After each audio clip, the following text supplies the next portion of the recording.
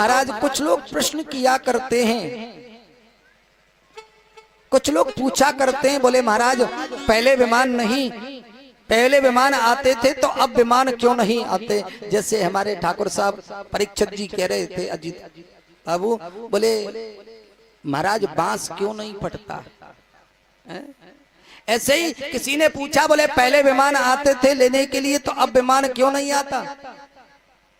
बोले पहले विमान का अर्थ तो समझ लेना चाहिए, विमान क्या है।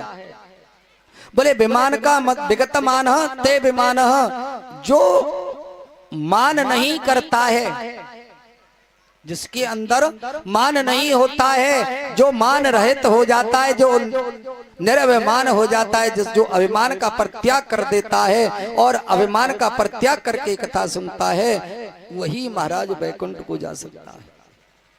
विगत विमान ते विमान, विगत मान, जो मान रहित हो जाता है वही तो विमान है। जब तक मान है तब तक विमान नहीं मिलता।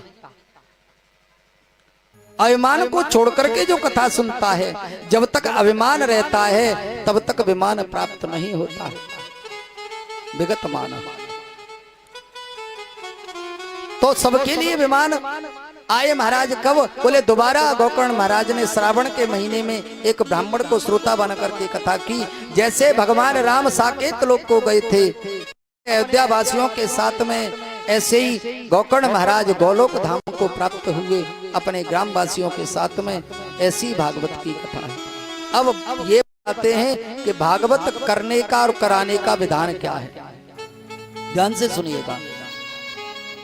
जिसको भागवत करानी हो वो श्रेष्ठ वक्ता के पास में जाए। वक्ता कैसा होना चाहिए ये बताया गया है भागवत में। बोले विरक्तो वैष्णवो विप्रो वेद शास्त्र विसुत्कतः दृष्टांत कुशलो धीरो वक्ता कार्य अग्निति स्पृह।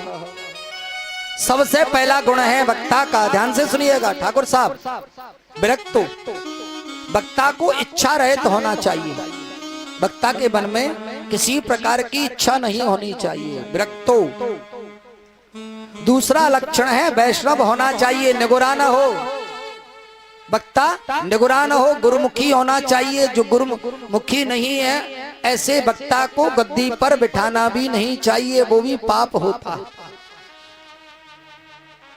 गुरुमुखी होना चाहिए। जिसका गुरु नहीं है कोई, ऐसा वक्ता कथा करने का अधिकारी नहीं है। विरक्तो वैष्णवो।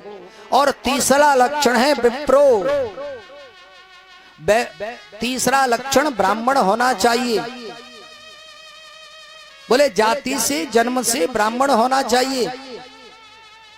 अच्छा पंडित हर कोई हो सकता है, लेकिन जन्म से ब्राह्मण हो सकता है।